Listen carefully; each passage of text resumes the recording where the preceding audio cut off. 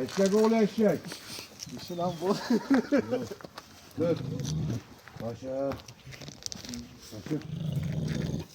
Tamam oğlum, tamam oğlum. Dişi lan bu. Gel kızıma, gel kızıma. Gel kızıma, gel.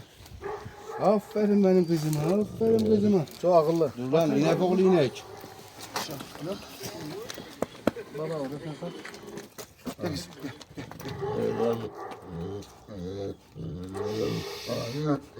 Konuşmaya mı başlayacaksın? Gör. Başa. Tamam, tamam. Tamam inek. Tamam oğlum. Ayı